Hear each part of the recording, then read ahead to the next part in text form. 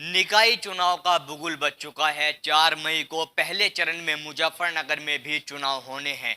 वहीं अगर बात की जाए तो लगातार जो प्रत्याशी हैं चेयरमैन पद के लिए अपनी पार्टियों के साथ इस समय जद्दोजहद कर रहे हैं।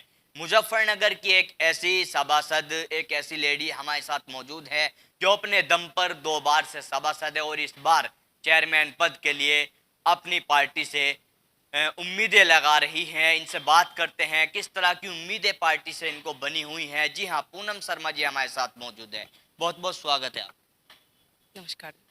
आप किस तरह से पार्टी में लगातार आपका जो है इस समय चर्चाएं हो रही हैं, आपकी टिकट की चर्चाएं बहुत तेजी से सामने आ रही हैं। तो गठबंधन में आप लोकदल के सिंबल पे आप चुनाव लड़ने की बात कर रहे हैं। हाईकमान से किस तरह की वार्तालाप आपकी हो रही है? देखो, उम्मीदें सबको अपनी पार्टी से ही होती हैं। राष्ट्रीय लोकदल पार्टी में हम लोग हैं, हमेशा उसी के साथ हैं। आज तक हमने भविष्य में कभी किसी पार्टी को ज्वाइन नहीं किया है। मेरे हस्बैंड श्री मनोज शर्मा जी पूर्व नगर अध्यक्ष रह चुके हैं राष्ट्रीय लोकदल के, और आज भी विधानसभा प्रभारी भी हैं राष्ट्रीय लोकदल के। तो जाहिर सी बात है कि सभी प्रयास करते हैं अपनी अपनी पार्टियों से। और सबसे बड़ी बात है, आपने एक चीज़ देखी हो कि महिला आरक्षण है, हमारी महिला सिटाई है। हमारे यहाँ की पिछली बार भी महिला का था, इस बार भी महिला सिटाई है। तो उस हिसाब से देखा जाए तो आपने देखा होगा कि काफ़ी लोगों की दावेदारियाँ बढ़ रही हैं। तो वो सब अपनी पत्नियों के लिए टिकट मांग रहे हैं। सब ज़्यादातर मेरे सामने आ रहा है कि भाई कोई अपनी पत्नी के लिए, जो विधायक है वो अपनी पत्नी के लिए मांग रहे हैं, जो चेयरमैन है वो अपने उसके लिए पत्नियों के लिए मांग रहे हैं, जो सभासद हैं वो अपनी पत्नियों के लिए मांग रहे हैं। लेकिन मैं पूनम शर्मा, मैं खुद निर्दलीय सभासद रह चुकी हूँ 2 बार। तो मैं सोचती हूँ कि देखो, जब वो मांग सकते हैं तो मैंने तो खुद काम किया है जनता के लिए। तो मैं इसलिए अपनी पार्टी से उम्मीद लगा रही हूँ, राष्ट्रीय लोकदल से, कि वो भी देखें कि भाई हम 2 बार निर्दलीय सभासद रह चुके हैं अपने दम पर। तो अगर हम पार्टी से किसी पार्टी का हम सपोर्ट करते हैं तो मेरा अधिकार उससे टिकट मांगने का है, तो मैं उससे टिकट मांग रही हूँ। तो आपकी किस तरह की राष्ट्रीय अध्यक्ष ने किस तरह का आश्वासन आपको दिया है? इस समय गठबंधन को लेकर बेहद मतलब यहाँ पर प्रत्याशियों की चिंताएं बढ़ रही है, घोषणा नहीं हो रही है, समय कम है। देखो, वैसे लगातार हम संपर्क में हैं अपने राष्ट्रीय अध्यक्ष जी के। और आश्वासन क्या, देखो हम अपनी पार्टी से अधिकार है, हमने उनसे मांगा हुआ है थोड़ा। उन्होंने हमें आश्वासन दिया कि उनका पार्टी में भी जो गठबंधन दूसरा पार्टियां हैं, भाई उनसे भी बातें चल रही हैं कि ये सीट किस पे रहती है। अभी तो यही डिक्लेयर नहीं हुआ है कि ये सीट पर किस पे रहती है। और जिस पे भी देखो, जो भी सीट रहेगी और उसका प्रत्याशी वो हमारे से बड़े हैं, हाईकमान है, वो अपने हिसाब से उतारेंगे। वैसे हमारे नेता हमारी बहुत कदर करते हैं। खुद उनका कहना है कि मैं बहुत कर्मठ हूँ, बहुत ही अच्छा काम करती हूँ, बहुत ईमानदार हूँ। और उन्होंने मेरा वर्क देखा भी है, विधानसभा चुनाव में भी वर्क देखा हुआ है उन्होंने हमारा। और अभी खतौली जो उपचुनाव था उसमें भी उन्होंने वर्क देखा हुआ है। तो कहने वाली बात नहीं है कि हम अपने 14 साहब से अपना वर्क गिनाए जाके। उनको खुद हमारे काम के बारे में पता है। तो जहाँ तक है वो हमारे बारे में अच्छा ही सोचेंगे। देखो, उम्मीद ही की जा सकती है। लोकदल में अगर पूनम शर्मा को गठबंधन में मतलब मौका मिलता है तो क्या वो चीजें होंगी मुजफ्फरनगर के लिए जो और के मुकाबले अलग चीजें होंगी? देखो, प्रयास तो सभी लोग करते हैं करने का। और मैं तो इतना बता सकती हूँ कि मैं जब निर्दलीय सभासद अपने वार्ड से बनी थी, तो आज तक मुझे यही पता लगता था कि और भी सभासद बने हैं, लेकिन अगर उनके घर के दरवाजों पर भी चले गए तो पता चलता था कि कह दिया कि अभी है नहीं। घर पे पता चला जेंट्स घर में है नहीं है, और वाइफों ने मना कर दिया कि वो तो बाहर गए हुए हैं। 2-2 3-3 बार लोगों ने चक्कर काटे हैं। लेकिन हमारे यहाँ ऐसा रहा है कि अगर मैं घर पे रही, या तो मैं और नहीं तो मेरे हस्बैंड, क्योंकि यहाँ वार्ड को एक सभासद नहीं, यहाँ 2 सभासद मिलते हैं। अधिकतर आपने देखा होगा जो महिलाएं सभासद बन जाती हैं तो वो फिर अपने जो पति होते हैं उनके हाथों की कठपुतलियाँ होती हैं कि उन्होंने कह दिया हाँ इस पे साइन करना है तो कर दिया, इन पे नहीं करना तो नहीं किया, यहाँ बोलना है बोल दिया, नहीं बोला। लेकिन मुझे ये कहने की जरूरत नहीं पड़ती है मेरे हस्बैंड को। उन्होंने मुझे इस काबिल बनाया हुआ है कि मैं अपने डिसीजन का फैसला ले सकूं, मुझे क्या करना है क्या नहीं करना है, ये सब चीज़ें मैं कर लेती हूँ। और 2 योजनाएं हो चुकी हैं, इतना तो मुझे भी पता है। और आप ये देखिए कि मैं इस चीज़ के लिए कहती हूँ कि मैं आम जनता, जब मैं चुनाव नहीं लड़ी थी तो मैं आम जनता थी। मैं आम जनता का दर्द जानती हूँ कि वो क्या उम्मीदें रखता है अपने सभासद से। मैं सभासद बनी तो मुझे उम्मीद है कि क्या सभासद अपने चेयरमैन से या अधिकारियों से उम्मीद रखता है। अगर मैं कल चेयरमैन बनूंगी तो मुझे ये भी पता रहेगा कि जनता को क्या चाहिए। तो इस तरह से मेरा वर्क है, क्योंकि मैं हमेशा जनता के दर्द देखती हूँ। मुझे इस बात से कोई मतलब नहीं है कि क्या नाम पार्टी की, देखो पार्टी की बात आ रही थी, इस टाइम पे सभासद मैं निर्दलीय रही हूँ। और वैसे ये है कि देखो पार्टी का वोट बैंक होता है, मायने रखता है। अगर मान लीजिए मुझे लोग ये कहें कि निर्दलीय लड़ लो, तो मैं तो कोशिश जनता के लिए निर्दलीय लड़ने की भी करूंगी। लेकिन यह है कि अगर हम किसी पार्टी का समर्थन करते तो पहला मेरा अधिकार वहां पे मांगने का है। निर्दलीय वैसे कोई मेरा मूड नहीं है, क्योंकि हम उनमें से कि आप इस काबिल नहीं है, किसी वजह से नहीं हमें टिकट हो पाया, तो कि पता चला हमने छोड़ दी पार्टी या दूसरी पार्टी एकदम ज्वाइन कर ली, वो तो हमसे काम होता नहीं है। हम तो जिस पार्टी में है उसी में रहेंगे। ये ये भी एक वो होती है ईमानदारी कि हमने जिसके झंडे उठाए हम अब अधिकतर उसी के आखिर तक उठाएंगे।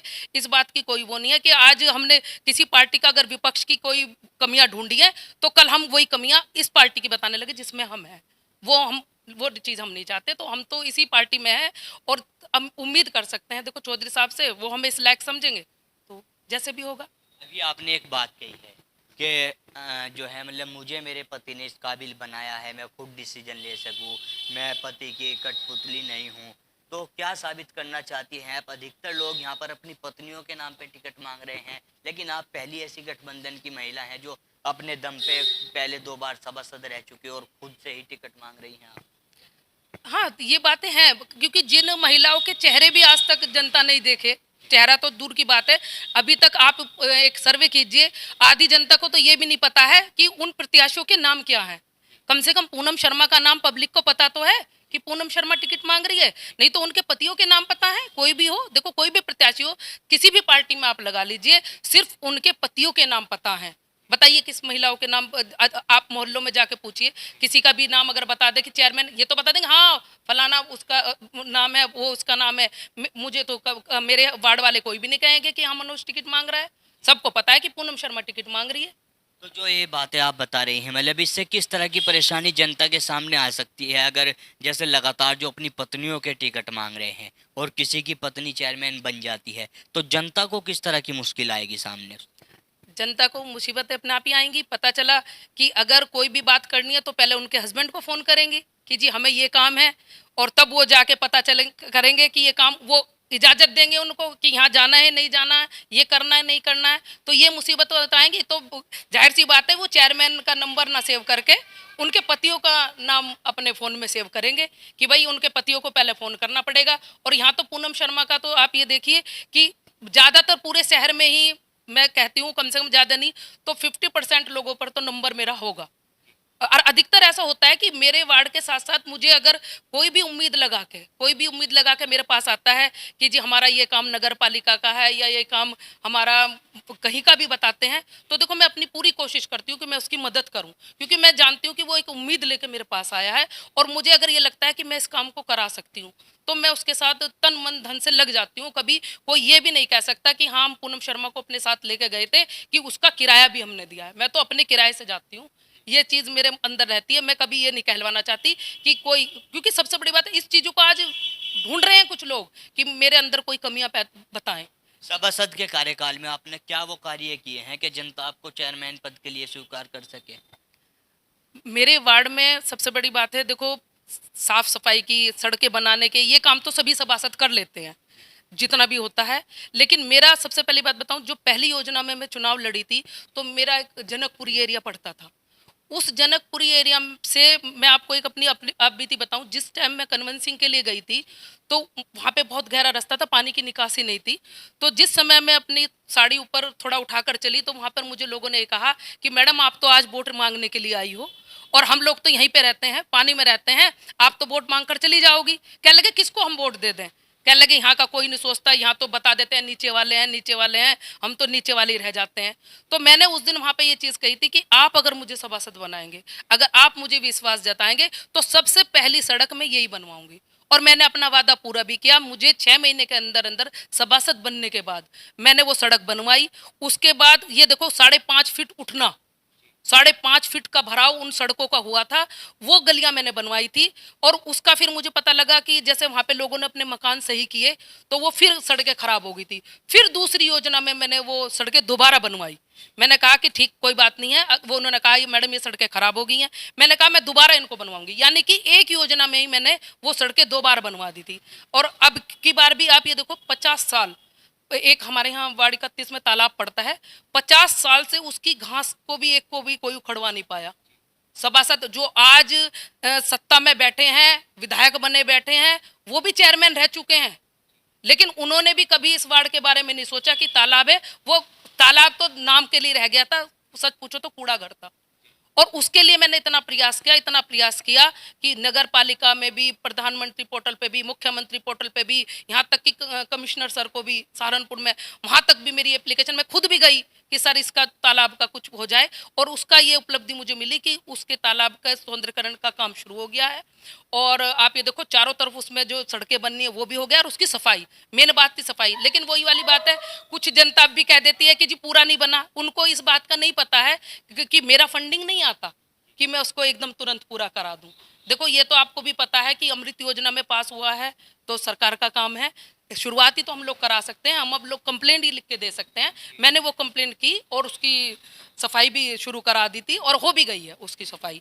अब आगे का जो सौंदर्यकरण होना है तो उसके लिए सरकार देखेगी, देखो जो भी है। और अगर मुझे सभासद बनूं चाहे आगे चेयरमैन बनूं, अगर मौका मिला तो फिर मैं उसके लिए प्रयास करूंगी। जिस तालाब की आप बात कर रहे हैं, वहाँ के कुछ लोगों ने हमें बुलाया और उनका कहना था कि जी ये तो एक बड़ी समस्या का समाधान यहाँ पे हो गया है, लेकिन एक नई समस्या पैदा हो गई है। पानी की बूंद बूंद के लिए हम तरस गए हैं, टंकियों के पाइप टूट गए हैं, पानी नहीं आ रहा है, दूसरी गलियों से पानी लाना पड़ता है। देखो मुझे पता लगा, लेकिन मुझे आपके माध्यम से, आपकी न्यूज़ देख के ही पता लगा कि वहाँ पे ये प्रॉब्लम है। अगर वहाँ का कोई भी सदस्य आके ये कह दे कि हमने पूनम शर्मा के पास गए तो मैं मान जाऊंगी, वहाँ पे क्योंकि कुछ महिलाएं कह रही थी हम उनके पास पहुंचे हैं। वहाँ पे लोगों ने उनको, देखो मैं बताऊं, इस टाइम पे चुनाव का टाइम है, तो कोई जो नए प्रत्याशी आ रहे हैं उन्होंने उन लोगों को कहा कि जी सभासद का तो कार्यकाल खत्म हो चुका है, अब आप वहां जाके क्या करोगे, और ये कोई बात नहीं, इसकी कंप्लेंट आप ऊपर करो। उन लोगों ने ऊपर कंप्लेन कर दी, लेकिन ऊपर कंप्लेन करने का क्या हुआ अब तक? क्या वो सही हुई है? अब तक भी नहीं सही हुई है। और मैं आज भी इस बात का दावा करती हूँ, आप नगर पालिका में जाके पूछें, आप जल निगम में जाके पूछें, जल निगम के एई जो हैं उनसे भी मैंने बात की है। मैंने ये कहा, मैंने कहा सर वो पाइपलाइन का ठीक कराने का है, तो बल्कि मुझे कुछ लोगों ने ये भी कहा कि जी वहाँ पे इतने हजार का खर्चा है। मैंने कहा अगर आम जनता ये खर्चा देगी तो आप लोगों का फायदा क्या है? और मैंने कहा देखो मैं फिलहाल सभासद पद पे नहीं हूँ, अगर मैं सभासद रहती तो शायद मैं आप ही लोग करके जाते इसको, मैं, मेरी कलम में इतनी ताकत होती। लेकिन मैंने कहा इसका मतलब नहीं, लेकिन वो लोग मेरा मान सम्मान इतना करते हैं, उन्होंने कहा कोई बात नहीं मैडम, हम इसको दिखाते हैं, ठीक करवाते हैं। तो जहाँ तक है 1-2 दिन में शायद वो ठीक हो जाएगी, मेरी बात चली हुई है तो वो मैं करा दूंगी। लेकिन पता नहीं क्यों कुछ लोग देखो भड़का देते हैं, जनता बहुत भोली है, लेकिन जो प्रत्याशी लड़ना चाहते हैं वो अपने फायदे के लिए कुछ भी कर सकते हैं। उन कुछ लोगों ने उनको भड़काया हुआ है, और कोई बात नहीं, भड़काया लेकिन काम बोलता है, अगर मैं काम करूंगी तो उनको दिखाई देगा, मैं इस बात का वो करती तो जैसे मतलब आपको अगर पार्टी भी मौका देती है और उसके बाद जनता आपको स्वीकार कर लेती है, तो जनता को पूनम शर्मा किस तरह से मिलने की क्या चीज़ें रहेंगी? लगातार इस तरह की चीज़ें सामने आती है कि जी चुनाव के समय में हमसे वादे हुए, लेकिन बाद में हम अपने चेयरमैन को देखने के लिए तरस गए। देखो चेयरमैन तो बहुत बड़ा पद होता है, मैं एक छोटी सी सभासद हूँ, और मेरे घर के दरवाजे सुबह 6 बजे खुल जाते हैं और रात को 12 बजे बंद होते हैं, और रात को 12 बजे भी ताला बंद नहीं होता है। ऐसा तो नहीं चेयरमैन बनने के बाद इन दरवाजों में ताला नजर आए? देखो अभी तक तो 10 साल में तो मैंने ये भी फील नहीं किया मैं सभासद हूँ। और तो चेयरमैन जरूरी बात नहीं है कि मैं फिर दोबारा भी बनूं, अगर एक बार बन गई तो मैं तो देखो ये चाहूंगी कि जनता के लिए जितना भी हो सकेगा तन मन धन से काम करने की कोशिश करूंगी। अगर मेरे सभासदी कार्यकाल में कोई शिकायत रही हो तो मुझे जनता खुद कह देती कि घर बैठ जाओ। क्या चेयरमैन का कार्यकाल भी आपका ऐसा रहेगा जैसे जनता ने आपको निर्दलीय 2 बार स्वीकार किया है? अगर सभासद बनने के बाद मैं ये दिखा सकती हूँ, अपने वार्ड में नहीं, आसपास वालों के वार्ड में भी एक मिसाल दे सकती हूँ, क्योंकि मुझे पता है कि जिस टाइम कोरोना काल था उस टाइम पे लोग बाग अपने घर में बैठे रहे। मैंने 17 बार सैनिटाइजर कराया अपने वार्ड में, और डोर टू डोर घूम के कराया है। यहाँ तक कि सब लोग टेंशन से बचते हैं, सभा किसी आम जनता का फोन नहीं उठाते हैं कोई सभासद की, अरे कोई टेंशन नहीं देगा। मैंने तो खुद एक ग्रुप बनाया, 2 ग्रुप बनाए हुए हैं सभासद इसके अपने वार्ड वालों के। और आप ये देखो कि मैं उन लोगों से, मैंने उस टाइम पे भी ये कहा कोरोना काल में भी, अगर आप लोगों को कोई प्रॉब्लम है, कोई दिक्कत है, तो आप इस पे कंप्लेंट कीजिए, ग्रुप पे कंप्लेंट कीजिए, आपका समस्या का समाधान होगा। तो आप ये देखो मैं तो उस पे फेस करती हूँ, और आज तक भी उस पे अगर कोई शिकायत हो तो बताओ आप मुझे। छोटी मोटी सफाई की थोड़ी हो जाती है, आज नहीं हुई तो कल हो जाती है, ये थोड़ी मोटी समस्या लगी रहती है, तो मैं तो वो लोग समस्या भी डील करती हूँ। तो आप ये बताओ, जब मैं सभासद होकर ये काम वो कर सकती हूँ, तो क्या चेयरमैन होकर मैं जनता के दुख को नहीं समझूंगी? अगर मैं रिकॉर्ड ये तोड़ सकती हूँ कि हाँ ऐसी सभासद हैं, इन्होंने बहुत अच्छा काम किया है, मुझे कई वार्डों ने ये कहा कि जी अब की बार हमारे वार्ड से चुनाव लड़ लो, फिर मैंने उनको हंस के यही कहा, अरे सभासदी बनवाए जाओगे, आप पूरे शहर से लड़ाओ, मैं सब वार्डों का उद्धार करूंगी। तो मेरी तो सोच ही है। अगर आपको मौका मिल जाता है, आप एक और तो चेयरमैन पद के लिए चुनाव लड़ रहे हैं, दूसरी ओर आपके जो वार्ड की जनता है, उनके मन में एक कन्फ्यूजन है जी, अब तो बड़े चेयरमैन बन जाएंगे, हम पे ध्यान नहीं दे पाएंगी, तो क्या उस कंडीशन में सभासद भी आपके हिस्से में, मतलब कोई परिवार में से आप किसी को लड़ाओगे? नहीं, देखो, अगर हमें ये मौका मिलता है कि हमें चेयरमैन पद के प्रत्याशी बनेंगे, तो मैं ये नहीं समझती कि फिर मैं सभासदी का चुनाव भी लड़ूं, और ना मैं ये चाहती कि मैं किसी को कहूं या अपने रिश्तेदार को कहूं कि आप लड़ें। देखो, फिर जनता का खुद का वो है कि वो अपना सभासद किसे चुनना चाहती है, और मेरा फिर भी कहना ये है कि सभासद वो किसी को भी चुने। अगर आपके वार्ड का चेयरमैन बन जाएगा तो आपको दिक्कत किस बात की है, ये बताइए? अगर आपके वार्ड का और दूसरों के वार्ड का उद्धार होगा, तो क्या इस वार्ड का उद्धार नहीं होगा? तो मैं तो सबसे पहले चाहूंगी कि अपने वार्ड का, अपनी कच्ची सड़क का, आप ये देखो कि आपने देखा होंगे जो मंडी के चेयरमैन बनते हैं, कहीं के भी बनते हैं, वहां पर जाकर देखो आप, और कच्ची सड़क पर आकर देखो। तो मैं तो ये चाहूंगी कि वही, अगर मेरे मंदिर ये वाली बात नहीं रहेगी कि अगर पता चला कि 10 करोड़ रुपया आया तो 7 करोड़ उधर लग गया और 2 करोड़ इधर, वो 3 करोड़ इधर लग गया। मेरी तो प्रक्रिया रहेगी, अगर 5 करोड़ उधर लगा है तो 5 करोड़ इधर लगेगा। आप ये देखना कि कोई भी पक्षपात, किसी भी तरह की कोई भी तुलना मैं नहीं करूंगी, जो काम होगा सबके लिए बराबर होगा, ये सोच के चलती हूँ मैं तो। अगर चेयरमैन आप बनती हैं मुजफ्फरनगर में, तीन वो बड़े कार्य गिनवाए आप जो आपको याद रखे जनता के, उनके समय में ये काम हुए। देखो, पहले तो मैं यही चाहती हूँ कि एक क्या होता है कि नगर पालिका की बहुत जमीन है, ऐसी बात नहीं है, नगर पालिका की इतनी जमीन है जो हर वार्ड में भी मिलेगी, हर सड़कों पे भी मिलेगी, बहुत है। लेकिन उनका क्या होता है कि उनका सौंदर्यकरण नहीं है। आपने देखा होगा कि चौराहों के सौंदर्यकरण है, लेकिन कुछ वार्डों में जमीन है, जैसे मान लो मेरे वार्ड में तालाब है, आपने देखा होगा। आप जनकपुरी में आगे जाइए, वहाँ पे भी पार्क है, कहीं है। तो मैं ये चाहती हूँ कि उन जगहों का भी यूज हो, उनका सौंदर्यकरण हो जाए। आपने देखा होगा कि बुजुर्ग लोग हैं, सुबह को घूमने के लिए जाते हैं, सड़कों पर जाने का भी धर्म नहीं है, पता ये कहाँ जाए, जरा सी देर में वाहन इतना, मतलब स्पीड, इतनी स्पीड से चलते हैं, जरा सी देर में किसी को टक्कर लग जाए। तो मैं ये चाहती हूँ कि उनके वार्डों में अगर जगहें हैं तो उनका सौंदर्यकरण हो पार्क में। तो मेरी पहली प्रायोरिटी यही रहेगी कि उनका पार्क में का सौंदर्यकरण होना चाहिए, और बच्चों के खेलने के लिए और बुजुर्ग लोगों के लिए वहाँ पर सुविधा होनी चाहिए हर तरह की। तो पहली प्राथमिकता तो मेरी यही रहेगी। दूसरी क्या है? दूसरी मेरी यही रहेगी कि मान लीजिए किसी एक मेरा मानना यह है कि आम जनता वो सभासद को तो फोन कर ही बता ही सकती है कि मेरी परेशानी क्या है, और ऊपर भी, लेकिन आपने देखा होगा कि चेयरमैन, विधायक, मंत्री तक आम जनता नहीं पहुंच पाती है। तो मेरी एक मनी इच्छा ये है कि मैं एक ऐसा कंट्रोल रूम, ऐसा एक नंबर उन्हें दिलाऊं कि अपनी उनकी कोई भी समस्या हो तो उस पर वो डायरेक्ट कॉल करके अपनी समस्या का समाधान कराने की सोचे। तो मेरी ये प्रक्रिया भी रहेगी। और तीसरी क्या है? तीसरी तो देखो यही है कि एक हमारे यहाँ सफाई का बहुत बड़ा वो है। भाई आपने देखा होगी शहरों में जगह जगह सफाई के वो बने हुए हैं।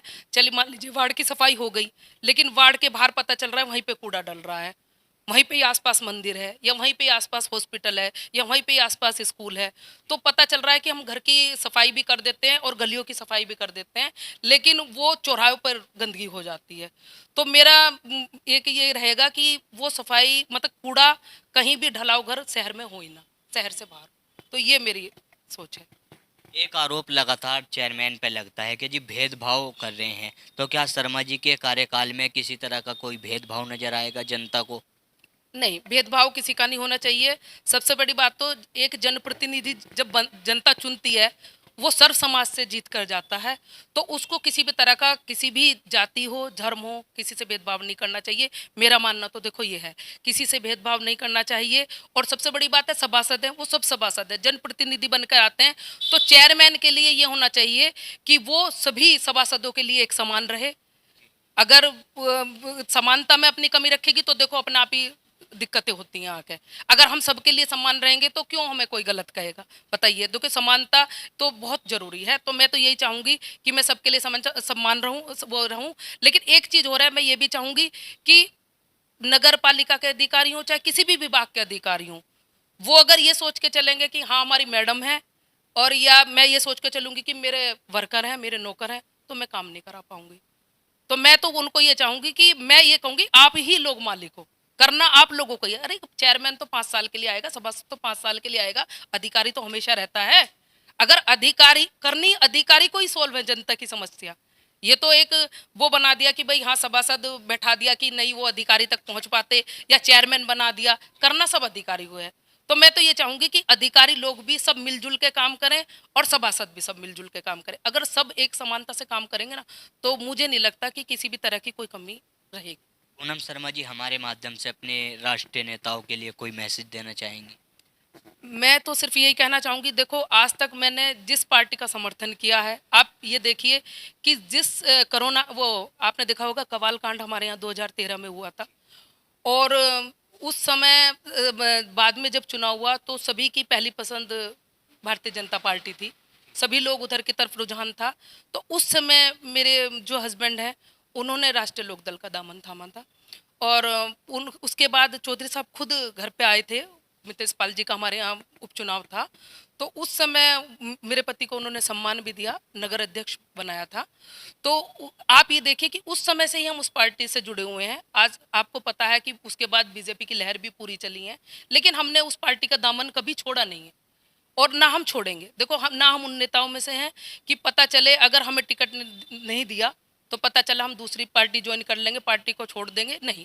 फिलहाल तो देखो हमारा फिर टारगेट ये रहेगा कि अगर हमें टिकट नहीं होता है तो हमारी सभासदी जो है हम उसको देखेंगे। अगर हमारी वार्ड की जनता ये चाहेगी कि भाई हाँ हम दोबारा सभासदी लड़ें, अगर हमने उनके लिए कुछ किया है और वो हमें कहेंगे कि नहीं आप सभासदी लड़ो, तो हम सभासदी का चुनाव फिर लड़ेंगे।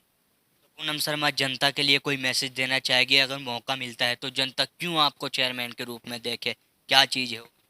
देखो जनता से मैं सिर्फ यही कहना चाहूँगी कि पूरे वार्ड में मैं नहीं समझती कि कोई भी ऐसा घर होगा जो आज तक मेरे पास काम के लिए ना आया हो। एक दो होगा, वही केस भी है, नहीं तो किसी ना किसी कागज की भी, एक साइन की भी जरूरत पड़ी होगी, तो सभी लोग आए हैं। और वो इस बात को कह सकते हैं कि मैं कभी मैंने किसी के काम को मना नहीं किया। मैंने, अगर वो हुआ भी नहीं तो उसके लिए कोशिश भी मैंने की है कि मैं करूं, और मैं स्वयं कार्य करवाऊंगी भी उनके। अगर मैं सोचती हूँ कि अगर वे कहें कि भाई हमारा काम नहीं हुआ, तो मुझे बताएं आके कि हमने क्या काम नहीं उनका किया। अगर चेयरमैन की फाइट में नंबर नहीं आता तो सभासद फिर निर्दलीय लड़ा जाएगा? हाँ जी, देखो सबसे बड़ी बात है, निर्दलीय सभासद तो हम पहले भी निर्दलीय लड़ते हुए आए हैं, तो अब की बार भी हम निर्दलीय लड़ने की कोशिश करेंगे। क्योंकि देखो सबसे बड़ी बात है, एक तो पार्टी वो नहीं करती है, और फिर जब पार्टी को अगर सम्मान देना होगा तो बड़ा ही सम्मान देंगी, फिर तो हमें चेयरमैन नहीं के लायक ही समझेगी। और फिर फायदा क्या है ये बताओ? अगर छोटा चुनाव भी हम पार्टियों के सिंबल पे लड़ेंगे, तो फिर हमें पता कैसे चलेगा कि जनता हमें पसंद कर रही है नहीं कर रही है? वो जनता की पसंद ही तो है कि हम 2 बार सभासद बन के बैठे हुए हैं। यानी कि तीसरी बार भी पूनम शर्मा अपनी ताकत दिखाएगी अगर चेयरमैन में मौका नहीं मिला? बिल्कुल। तो तीसरी बार भी अगर ऐसी बात हुई तो हम निर्दलीय ही सभासदी का चुनाव लड़ेंगे, और अगर भाई हमें हाईकमान ने, हमारी पार्टी ने हमें मौका दिया तो हम उनके सिंबल से लड़ेंगे। लेकिन इतनी बात कहते हैं कि सब अपने टिकट की दावेदारी कर रहे हैं, पूनम शर्मा अपनी जीत की दावेदारी करती है। पूनम शर्मा पे 2 बार जनता ने विश्वास किया है, किस तरह की उम्मीदें जनता से है? तीसरी बार मौका दे पाएगी जनता? बिल्कुल उम्मीद है, जनता से बिल्कुल उम्मीद है, क्योंकि जनता ही है, जनता जनार्दन है, जनता के बिना कुछ नहीं है। ना मैं किसी के बातों में आने वाली, कोई मुझे आके, बहुत प्रत्याशी लड़ते हैं, पिछली बार भी 10-11 प्रत्याशी हमारे वार्ड से लड़े थे, इस बार भी 10-11 प्रत्याशी लड़े थे, और अब की बार भी काफ़ी सुन रहे हैं। लेकिन मैं यही कहती हूँ कि कोई भी हो, देखो अगर मेरे से बेटर आप लोगों को दिखता है कि नहीं ये हमारे सुख दुख में खड़ा हो जाएगा, या पहले भी खड़ा हुआ है, आप हमने तो 10 साल की सभासदी, आप कह रहे हो हम तो कभी, मेरे हस्बैंड आज से 25 साल हो गए हैं, 25 साल से जनता की सेवा में है, कभी किसी का सुख दुख कोई भी हुआ तो हमारे हस्बैंड जाके खड़े हो गए। तो उसी का परिणाम ये था कि मैं सभासद बनी पहली बार, और दूसरी बार भी जनता ने हमें पसंद किया। तो मैं मानती हूँ कि जनता पूरा विश्वास दिखाएगी हमें सभासद बनाने के लिए। अगर, और अब मुझे ये भी पता है कि अगर पूरे शहर को पता है कि पूनम शर्मा को अगर मौका मिला तो चेयरमैनी में भी वो मुझे विश्वास जताएंगे, मुझे इतना भरोसा है। इंडिया प्रेस न्यूज़ से बात करने के लिए, अपना कीमती समय देने के लिए धन्यवाद। धन्यवाद। तो हमारे साथ में मुजफ्फरनगर की 2 बार की निर्दलीय सभासद और इस बार चेयरमैन पद के लिए अपनी दावेदारी कर रही पूनम शर्मा मौजूद थी। इनके बारे में पूरा रियलिटी चेक तो हम जनता के बीच जाकर ही करेंगे कि जनता को इनकी बातों में कितनी सच्चाई नजर आ रही है, और ये भी देखने वाली बात होगी क्या राष्ट्रीय लोकदल या गठबंधन इन पर भरोसा दिखाता है या नहीं। मैं अपने सहयोगी सुधीर चौधरी के साथ Tanveer Malik, India plus news, Muzaffarnagar. India plus news, सिर्फ वही जो सही।